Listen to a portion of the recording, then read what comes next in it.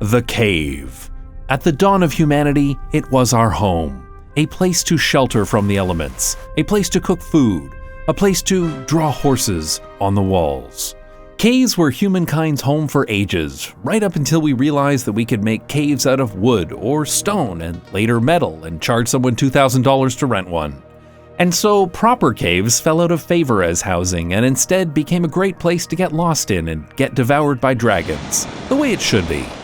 Humans created cities and life was good, but life in the city became too interesting and complex for some people. So they created suburbs, which are mass-produced cookie-cutter neighborhoods that surround cities.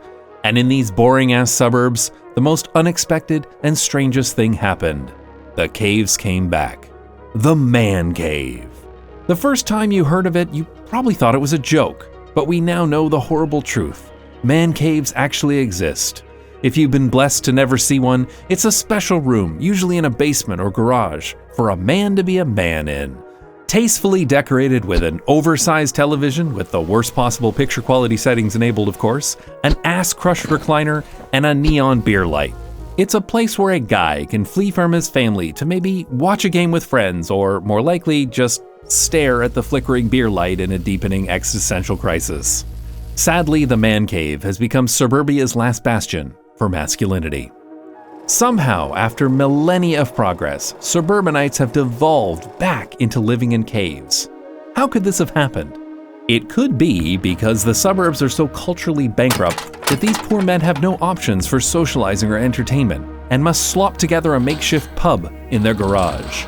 There's a name for this sickness: man cave derangement syndrome, or MCDS.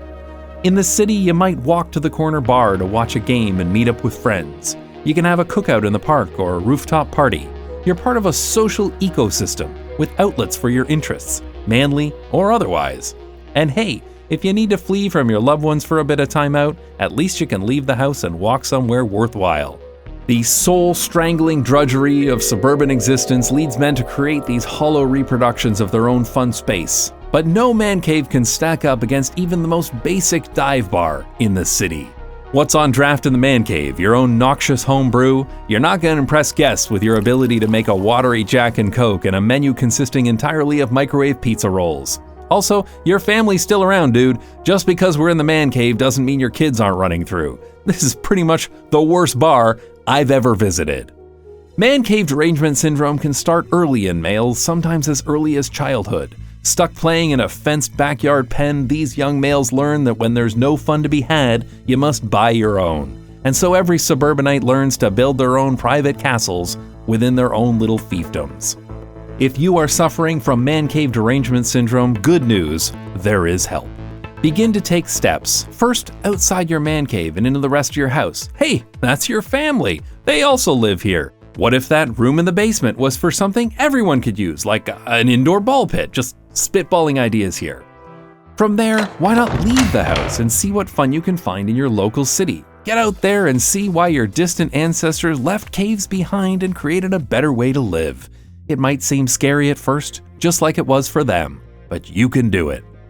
Humans built up cities over the centuries to keep people safe, to condense trade, and to improve our quality of life. In a city, you can choose from an actual variety of enriching activities, from entertainment to the arts to live sports, you name it. Not to mention all the restaurants you can discover. Yes, it's another Thai fusion spot. It's a gift to explore your city and find the cool stuff hiding right around every corner.